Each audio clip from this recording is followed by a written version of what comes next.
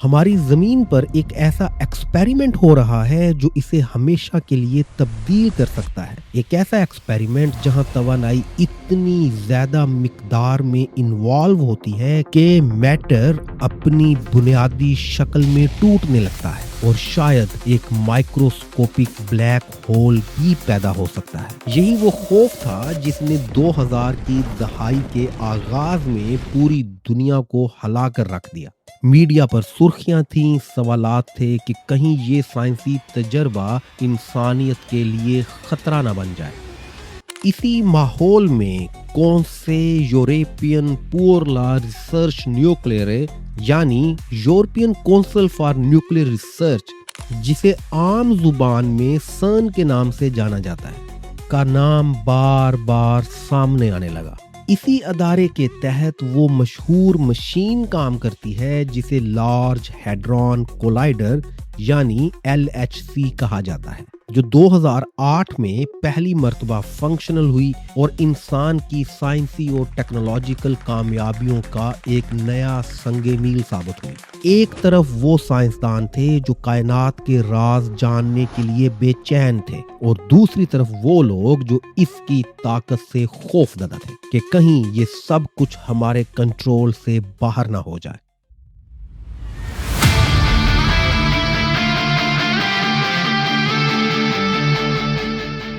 یہ machine France اور Switzerland کی سرحد کے قریب زمین کے اندر نصب ہے، ایک ایسی ٹنل جو مکمل دائرے کی شکل میں ہے اور جس کی لمبائی تقریباً 27 کلومیٹر ہے، یعنی اتنی بڑی کہ اگر اسے کسی شہر کے نیچے بنا دیا جائے تو پورا شہر اس کے ایریے میں سما جائے۔ اس ٹنل کے اندر 2 خاص پائپس لگے ہوئے ہیں۔ ان پائپس کے اندر کی ہوا تقریباً مکمل طور پر نکال دی جاتی ہے تاکہ پارٹیکلز کسی رکاوٹ کے بغیر سفر کر سکے، کیونکہ اگر ذرا سی بھی ہوا رہ جائے تو پروٹونز اس سے ٹکرا کر اپنی رفتار کھو دیں گے۔ اسی لیے یہاں ایک ایسا ویکیوم بنایا جاتا ہے جو نیئر پرفیکٹ ہے۔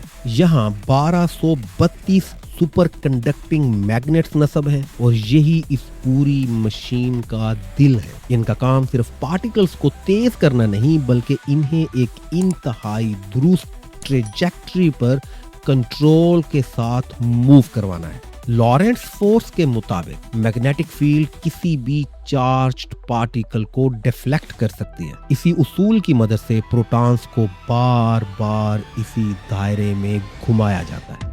یہ پروٹونز تقریباً روشنی کی رفتار پر موو کرتے ہیں اور اتنی زیادہ سپیڈ پر انہیں کنٹرولڈ ٹریجیکٹری پر موو کروانا ماڈرن انجینئرنگ کا شاہکار ہے۔ ان میگنیٹس کو چلانے کے لیے سپر کنڈکٹنگ کیبلز استعمال ہوتی ہیں جن کی مجموعی لمبائی تقریباً 2.5 لاکھ کلومیٹر ہے، یعنی اگر آپ انہیں زمین کے گرد لپیٹیں تو وہ تقریباً 6 بار پوری زمین کا چکر لگا سکتی ہیں۔ سپر کنڈکٹیوٹی کسی میٹیریل کی ایک ایسی الیکٹریکل سٹیٹ ہے جہاں ریزسٹنس تقریباً ختم ہو جاتی ہے، یعنی بجلی بغیر ضائع ہوئے بہتی ہے، مگر یہ سٹیٹ انتہائی کم درجہ حرارت پر ہی ممکن ہے۔ اس لیے اس پورے سسٹم کو دنیا کا سب سے بڑا ریفریجریٹر کہا جاتا ہے۔ یہاں ٹیمپریچر خلا سے بھی زیادہ سرد ہے۔ اس مقصد کے لیے تقریباً 120 ٹنز لیکوڈ ہیلیم استعمال کیا جاتا ہے، کیونکہ ہیلیم ان چند عناصر میں سے ہے جو اتنی شدید سردی میں بھی لیکوڈ سٹیٹ میں موجود رہ سکتا ہے۔ LHC صرف ایک مشین نہیں، یہ الیکٹرو میگنیٹزم، کرائیوجینکس، فزکس اور ہائی پریسیجن انجینئرنگ کا ایک مکمل شاہکار ہے، جہاں ہر ملی میٹر، ہر ڈگری اور ہر پارٹیکل کو انتہائی درستگی کے ساتھ کنٹرول کیا جاتا ہے۔ اور شاید یہی وجہ ہے کہ اسے جدید سائنس کی سب سے بڑی اور پیچیدہ مشینوں میں شمار کیا جاتا ہے۔ ہم میں سے اکثر یہ جانتے ہیں کہ میٹر مالیکیول سے بنتا ہے، مالیکیولز ایٹم سے، اور ایٹمز پروٹونز، الیکٹرونز اور نیوٹرون سے بنتے ہیں۔ لیکن آج سائنس ہمیں یہ بتا رہی ہے کہ پروٹونز اور نیوٹرونز جیسے پارٹیکلز بھی میٹر کے فنڈامنٹل بلڈنگ بلاکس نہیں ہیں۔ ये पार्टिकल्स खुद भी क्वार्क्स जैसे और भी छोटे पार्टिकल्स से मिलकर बनते हैं, जिन्हें ग्लूऑन्स एक साथ बांध कर रखते हैं। यानी जिस चीज को हम सॉलिड समझते हैं वो हकीकत में तवानाई और नहायत छोटे पार्टिकल्स का एक पेचीदा सिस्टम है। और यहीं से लार्ज हैड्रॉन कोलाइडर की कहानी शुरू होती है। इस मशीन में प्रोटॉन्स को दो मुखालिफ सिमतों में एक्सेलरेट किया जाता है, यहाँ तक कि उनकी रफ्तार तकरीबन रोशनी की स्पीड के बराबर हो जाए। और इतनी ज्यादा रफ्तार पर प्रोटॉन्स की काइनेटिक एनर्जी कई टेरा इलेक्ट्रॉन वोल्ट्स तक जा पहुंचती है। और जब ये आपस में कोलाइड करते हैं तो एक सेकंड में तकरीबन 600 से 100 मिलियन कोलिजन्स बर्पा हो सकती हैं। और ये कोलिजन्स इतनी ताकतवर होती हैं कि E=mc² के उसूल के तहत बहुत ज्यादा एनर्जी और नए पार्टिकल्स सामने आते हैं। आसान मिसाल से हम यूं समझ सकते हैं कि जैसे ही दो ईंटों को पूरी ताकत से आपस में टकराया जाए तो वो टूटकर छोटे टुकड़ों में बिखर जाती हैं। बिल्कुल इसी तरह प्रोटॉन कोलिजन से वो छोटे पार्टिकल सामने आते हैं जो आम हालात में कभी नजर नहीं आते। इन कोलिजन्स को देखने और समझने के लिए एटलस और CMS जैसे डिटेक्टर्स इस्तेमाल किए जाते हैं। ये हर सेकंड में तकरीबन 40 मिलियन इवेंट्स रिकॉर्ड कर सकते हैं, मगर इनमें से सिर्फ चंद ही अहम होते हैं। इन अहम सिग्नल्स को AI और एडवांस्ड एल्गोरिदम्स की मदद से फिल्टर किया जाता है ताकि असल डाटा सामने आ सके। जब CERN में लार्ज हैड्रॉन कोलाइडर को फंक्शनल किया गया तो उसका बुनियादी मकसद यही था कि हम मैटर की सबसे फंडामेंटल स्टेट को समझ सकें और ख़ास तौर पर उस पार्टिकल को तलाश कर सकें जिसकी पेशगोई दहाइयों पहले की जा चुकी थी। और यही तलाश हमें 2012 में हिग्स बोसान जैसी तारीखी दरियाफ्त तक ले आई। ये वो पार्टिकल है जो हिग्स फील्ड के जरिए बाकी तमाम पार्टिकल्स को मास देता है। अगर ये ना होता तो इलेक्ट्रॉन्स एटम्स के गिर्द ठहर ही ना पाते और पूरी कायनात एक बेवजन तवानाई के क्लाउड की तरह बिखर जाती। इस मशीन की कामयाबियां सिर्फ यहीं तक महदूद नहीं है।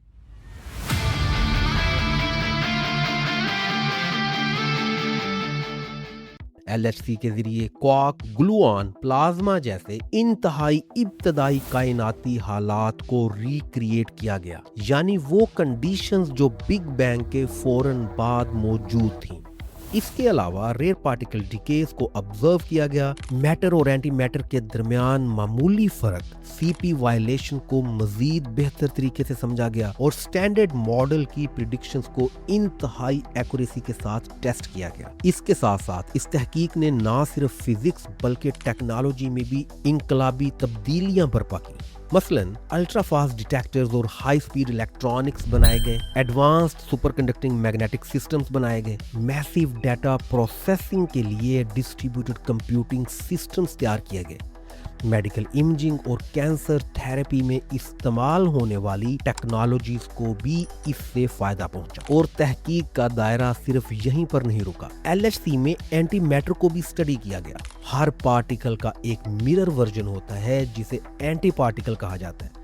मिसाल के तौर पर इलेक्ट्रॉन का एंटी पार्टिकल पॉजिट्रॉन होता है जिसका चार्ज मुस्बत होता है और जब ये मैटर से टकराता है तो दोनों मुकम्मल तौर पर तवानाई में तब्दील हो जाते हैं। अगर कैलकुलेट किया जाए तो सिर्फ 1 किलोग्राम एंटी मैटर से निकलने वाली तवानाई तकरीबन 10⁻17 जाउल्स हो सकती है, जो एक बहुत बड़े हाइड्रोजन बॉम्ब के बराबर है। अब आते हैं उस सवाल की तरफ जो इस वक्त हर जगह गर्दिश कर रहा है, क्या CERN जैसे अजीम तहकीकी मरकज को हमेशा के लिए बंद किया जा रहा है? जी नहीं, इसे बंद नहीं किया जा रहा, बल्कि इसकी कैपेबिलिटीज को अगले मरहले में दाखिल करने के लिए टेक्नोलॉजिकल अपग्रेड के लिए आर्जी तौर पर तकरीबन 4 साल के लिए शट डाउन किया जा रहा है।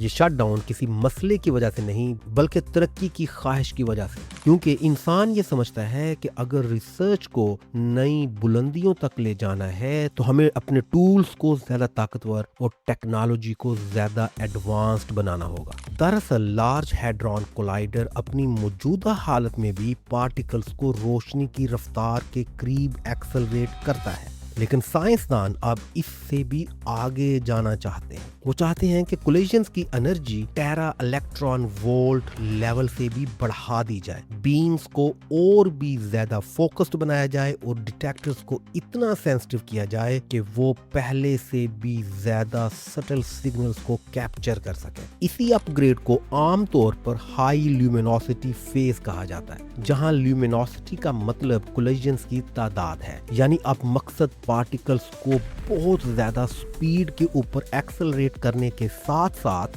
زیادہ ڈیٹا کا حصول بھی ہے, کیونکہ جتنی زیادہ کولیجنز ہوں گی اتنا ہی زیادہ امکان ہوگا کہ ریئر پارٹیکلز اور نئے فزیکل فینومنا سامنے آئے. اس اپ گریڈ کے دوران سپر کنڈکٹنگ میگنیٹس کو مزید پاورفل بنایا جائے گا, بیم فوکسنگ سسٹمز کو بھی بہتر کیا جائے گا, ڈیٹیکٹرز جیسے کہ ایٹلس اور سی ایم ایس کو زیادہ پریسائز اور ہائی ریزولوشن بنایا جائے گا, ڈیٹا پروسیسنگ سسٹمز کو اپ گریڈ کیا جائے گا تاکہ پیٹا بائٹس ڈیٹا کو ریئل ٹائم میں اینالائز کیا جا سکے. یعنی لارج ہیڈرون کولائیڈر 4 سال میں ریپیئر نہیں ہوگا بلکہ ایک ایوولوشنری لیپ کے اندر سے گزرے گا, اور جب وہ دوبارہ سے فعال ہوگا تو پہلے سے کہیں زیادہ طاقتور ہوگا, اور شاید پھر کائنات کے کچھ ایسے راز ہم پر عیاں ہوں گے جو آج تک ہم سے چھپے ہوئے ہیں.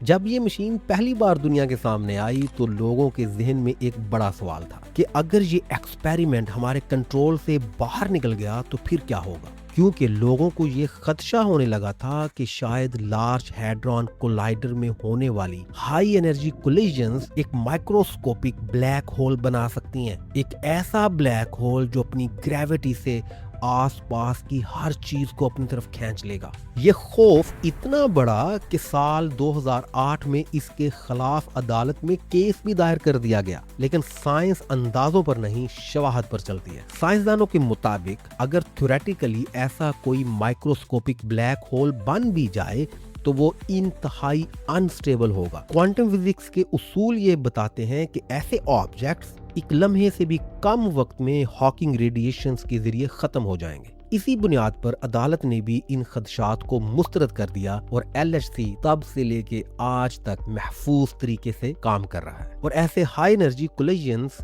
صرف اسی مشین میں برپا نہیں ہو رہے, کائنات میں اربوں سال سے کازمک ریز جو ایل ایچ سی سے بھی زیادہ توانائی رکھتی ہیں زمین اور دوسرے سیاروں سے ٹکرا رہی ہیں. اگر ان کولیجن سے واقعی کوئی خطرہ ہوتا تو زمین بہت پہلے ہی متاثر ہو چکی ہوتی. سرن صرف ایک لیبارٹری نہیں, یہ انسان کی اس مسلسل تلاش کا مرکز ہے جہاں ہم یہ جاننے کی کوشش کر رہے ہیں کہ کائنات کی بنیاد کیا ہے اور ہم خود کس چیز سے بنے ہوئے ہیں. یہاں دنیا بھر سے 7,000 سے زائد سائنسدان, انجینئر اور ریسرچرز ایک ساتھ کام کرتے ہیں, اور یہ تعداد صرف ایک ادارے کی نہیں بلکہ ایک عالمی کولیبوریشن کی ہے جس میں 100 سے زائد ممالک اور 500 سے زائد یونیورسٹیز اور ریسرچ انسٹیٹیوٹس شامل ہیں. یعنی جہاں سائنس نے بارڈرز کو ختم کر دیا اور پوری دنیا ایک ہی مقصد کے لیے اکٹھی ہو گئی. یہاں ہونے والے ایکسپیریمنٹس عام نہیں, یہاں ہر سیکنڈ میں کروڑوں کولیجنز ہوتی ہیں اور ان سے نکلنے والا ڈیٹا ہر سال پیٹا بائٹس میں جنریٹ ہوتا ہے, جسے اینالائز کرنے کے لیے دنیا کا سب سے بڑا ڈسٹریبیوٹڈ کمپیوٹنگ نیٹ ورک استعمال ہوتا ہے. سرن کا سالانہ بجٹ تقریباً 1.3 سے 1.5 بلین سوئس فرانکس کے درمیان ہوتا ہے, یعنی اربوں ڈالرز کی سرمایہ کاری جو اس کے رکن ممالک مہیا کرتے ہیں. اس فنڈنگ کے ذریعے نہ صرف ایکسپیریمنٹس ہوتے ہیں بلکہ cutting edge engineering, cryogenic systems, super conducting magnates اور عالمی سطح کے ڈیٹا سینٹرز مینٹین کیے جاتے ہیں. یہاں پر ہونے والی ریسرچ سے میڈیکل امیجنگ بہتر ہوئی, کینسر تھراپی دریافت ہوئی, سپر کنڈکٹنگ ٹیکنالوجیز اور حتیٰ کہ ورلڈ وائڈ ویب جیسی ایجادات بھی سامنے آئی. یہ وہ جگہ ہے جہاں پیسہ صرف سائنس پر نہیں لگتا بلکہ مستقبل پر لگایا جا رہا ہے. سرن ایک ٹائم مشین کی طرح ہے جہاں ہم کائنات کے ابتدائی لمحات کو دوبارہ سے ہوا تھا, اور شاید اسی لیے یہ سوالات آج بھی باقی ہیں کہ ہم کون ہیں, کہاں سے آئے ہیں, ہمارا وجود کیسے بنا, ہمارا ماضی کیا تھا اور ہم کس مستقبل کی طرف رواں دواں ہیں. شکریہ.